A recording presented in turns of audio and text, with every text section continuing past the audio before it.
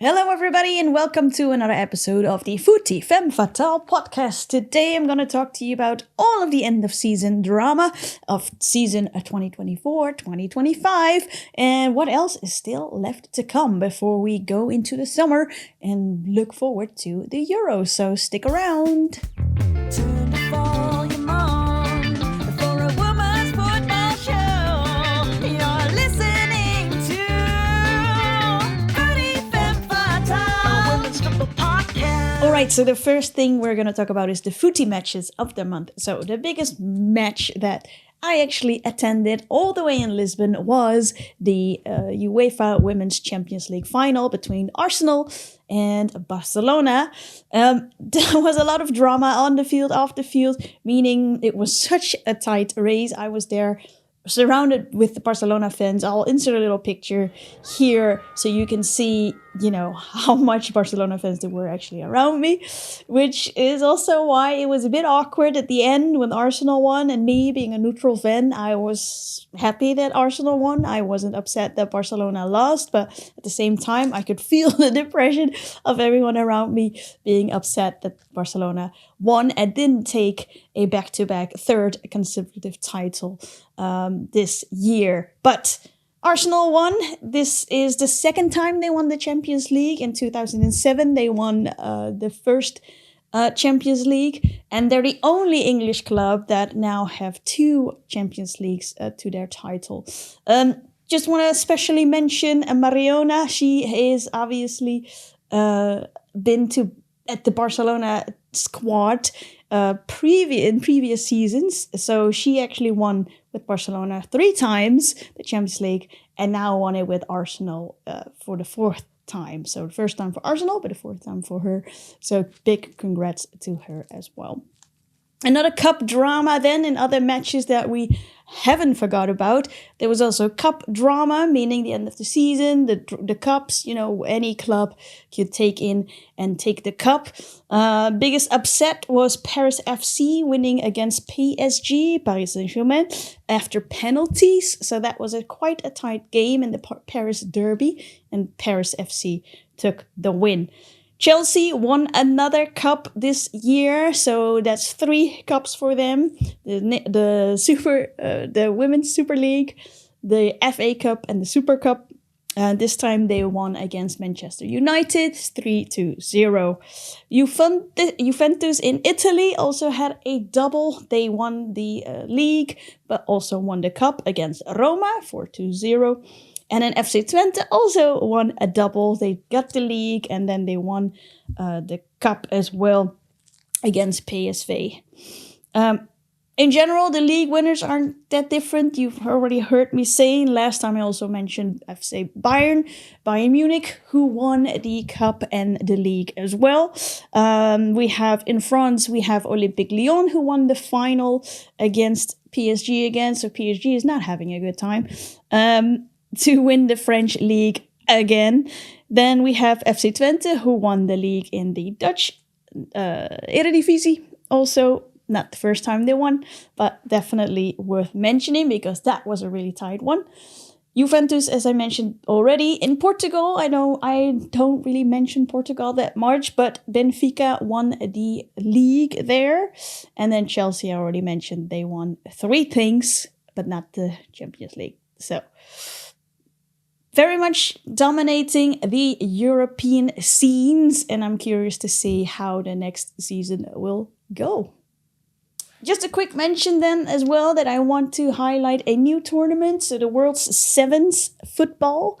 I was actually also there. It was in Estoril, Portugal, and it was set up like this, so 7 versus 7 people, 15 minutes per half, so that means 2 times 15 minutes, and they could do their substitution endlessly. So they could just substitute all the time. So it was very quick, very fast paced. It was really nice to see the team trying to manage this new structure of how am I going to handle this way, and how am I going to figure out where to place my players. The offside rule didn't apply either. So it was really interesting to see the way the team had to adjust to this new format. I was there for the final day, so I saw 2 semi-finals. The first one being a Manchester derby, so Manchester United versus Man City. Manchester United had the edge there and won and went to the final. In the other semi-final, we had Bayern versus PSG. And again, unfortunately for PSG, they lost that one and Bayern went to the final. So it was Bayern versus Man United, which incidentally was actually, they were already played against each other in the group phase as well. So they were the numbers 1 and 2 in the groups phase. And then they went into the final together as well. And that one, it was really exciting to watch the final because it was so tight. And then at some point, Bayern stepped in and then made it 2-1, if I'm correct. And my memory is still okay. Well, let's see. And then PSG won the third place against Man City. So they did win something. They got a bronze medal out of all of it. So hopefully the World Sevens football tournament will also be continuing next season, or maybe even in a couple of months or so. I don't know. They haven't really announced anything. I think it's very worth watching and very fast paced. And I really like the fact that it was, you're so close to the team and the teams are also having so much fun. Please look at Bayern Munich and Manchester United doing these crazy entrances when they come onto the field. It's just a lot of fun to watch and it's not so serious. So loved that tournament and hopefully we'll see it again. Moving on to the Femme Fatale of the month. All right, so our Femme Fatale of the month, I purposely did not mention her because she has made an impact in the UEFA Women's Champions League final. Her name is Stina Blackstenius, or her full name is Emma Stina Blackstenius. And she's from Sweden. She's 29 years old. She joined Arsenal in 2015. Prior to that, she mostly played in the Swedish league. And yeah, she scored the one and only goal at the UEFA Women's Champions League final. Was subbed on in, I want to say, the 60th minutes or 70, something like that, together with Beth Mead, who was also not in the starting lineup. So they actually subbed, and then Beth Mead gave the assistant to Stina Blackstenius and scored the only goal at the final, which made them the champions of the Europe. So, yeah. Great achievement. Just want to highlight her. Hopefully we can see more action of her during the Euros. But yeah, keep an eye out on that Femme Fatale. Moving on. All right, some more updates. And this is actually a lot of updates since the last time I've spoken to all of you. The off-pitch antics. So what is happening off the pitch? So first of all, we have a lot of transfers going around, as you know, end of the season. People are going to leave. People are asked to leave. The contracts are not renewed, or they move away. So let me just highlight a few of these as of now. So this obviously can change during the next couple of weeks. Jill Roord, who we know, the Dutch midfielder, a very famous one, from Manchester City, is moving to FC Twente, which is a very interesting move, to say the least. Twente is the top team here at the Dutch league, but is not, the Dutch league in general isn't at the standard or level of the Women's Super League in that respect. But she had her reasons. She said, I lost my joy into football. I wanted to get that back. Also good to know is that her dad is the technical director at FC Twente, so she's basically coming home and is excited to join the team from the next season onwards. Then we have our Chelsea keeper, here we go again. So if only I'd written this down properly, I would have actually nailed this name, but no. Cesaria Muskovic, she is moving away from Chelsea. We kind of saw this coming, seeing that they also hired Femke Liefding from AZ as one of the keepers. And then we obviously have, what's her name? Lauren Ham? No, yes. In the goal already at Chelsea. So And she's also pregnant, so it makes sense for her to move away from a big top club and maybe take it a bit slower moving on next season. There's no announcement yet where she's going. Similarly, Leila Alexandria from Manchester City as well also is leaving. She was the captain actually of the squad, so that's an interesting move. In Olympique Lyon, which I also have another note about, there's a lot of movement also. We saw Eugène Le Sommer retiring from her club, same as Danielle van der Donk, Vanessa Gilles, who's actually moving to Bayern Munich. And yeah, for the other two, not sure where they're moving to, but yeah, we'll see how that's going to be. But there's a couple more that I forgot to mention here that also are leaving Olympique Lyon. So speaking of Olympique Lyon, well, I'm at it. So Michelle Kang, the one that we mentioned last time in our podcast as well, she announced that Olympique Lyon, Lyonnais is now going to be called Olympique Lyon. I don't even know how to pronounce this, but basically they have a new name, a new logo, and they want to kind of separate from the male club. So meaning they want to have an all, self-sufficient version of the club. Different name, different logo. They will have their own facilities at some point as well. So Michelle Kang is really investing in the women's football in particular to let that grow on her own terms instead of being part of a club that's already existing and then having two divisions, the male division and the women division, just have an autonomous women division only. So interesting turn of event. I'm curious to see how this is going to go. Also in terms of players, how many players that I've left, how many players are going to come back in return, who are they attracting, what is their plan of action. So yeah, we'll keep an eye on that going forward. Then if we talk about just a few more points, Disney Plus is our new host for the UEFA Women's Champions League. So previously we could see all of the matches on the Zone for free. You would subscribe, you can watch it for free, no subscription fee at all. Disney Plus is now purchasing a 5-year deal to showcase the Women's Champions League. So that means, do you have to have a subscription for that, or is ESPN, who is part of Disney Plus, going to show them on TV?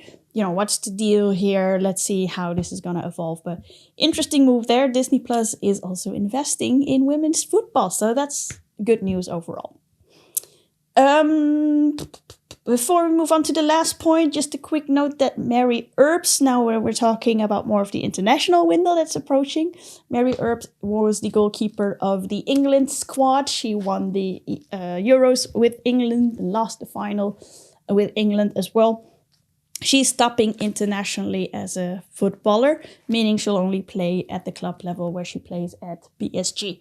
So Serena Wiegman, who is the head coach of the England squad, was kind of upset with the news because she said she's a great asset to the team. I'm sorry that she's not coming anymore. I would have loved to put her on the squad, but hey ho, it's her decision and that comes first. So it's all good, I guess. So international window coming up. I already mentioned this. And interestingly, last time in our podcast, we had a whole discussion about the jerseys and the international jerseys also that we couldn't purchase with our favorite player's name on it. But I don't know if it worked. If it did work, great stuff. If it didn't work, I guess there's still some work to do. But the new jerseys, as I already predicted that would happen for Nike and for Puma, have just been announced and it's already there to purchase. I think most of them will be launched on June 5th. So yeah, you can pre-order already your new jerseys. So these are completely different jerseys, different from the men's team as well. Hoping to get more promotion around the new shirts now that the Euros are coming up very shortly. So it's an interesting move to see there. So can you actually put names on there? So I only checked the Dutch one for now. I did check the Spanish one, I think. Yeah, so I did check the Dutch one. The Dutch one, you can put the name on it. I'm so happy about this. You can put your favorite player's name on it. You can put your own name around on the shirt as well. So yeah, this is finally an interesting development. So yay, KNVB. I did look at the Spanish one just quickly to see if I could put a name on it. Interestingly, I looked at the home shirt, but the away shirt does not have that option. So I'm curious to see what's happening there also. So yeah, we'll keep an eye on that because yeah, I just want to make sure that everybody can get their shirt of their favorite player in any way, of from home or away, doesn't matter. Just get me a shirt of my favorite player. So yeah, Euros is what's coming up. But yeah, what else is coming up soon? So in the next month, there's a lot of interesting things.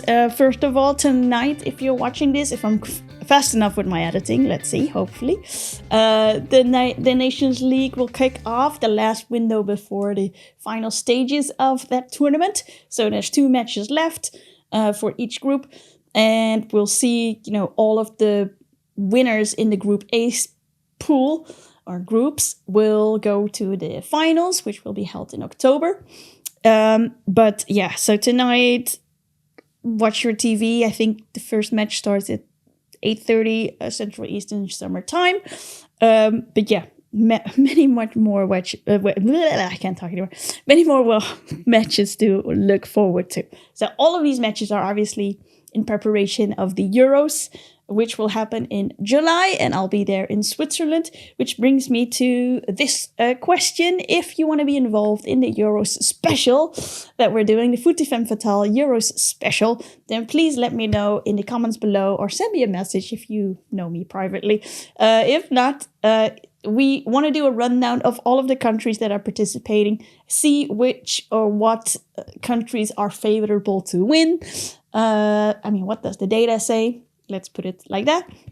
And then also, how are we going to prepare for that? And what do you want to see when we are in Switzerland? Like, what type of stories do you want to hear from our fellow footy fans at the Swiss event? So, last but not least, more transfers to come?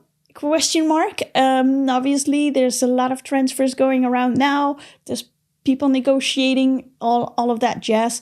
So we'll keep an eye on that and see if anything happens. And yeah, just keep an eye on our socials as well. At Footie Femme Fatale. If you haven't followed us yet, follow us on Instagram or YouTube. Do a like, subscribe, put 5 stars or whatever you want to do. We love to hear your feedback. That's it. So that's another update for you. Hopefully we can keep this consistent. You'll keep an eye out on the Euro special as well. And then, yeah, I'll see you all very shortly. Enjoy the games. Bye. Footie Femme Fatale, a women's football podcast.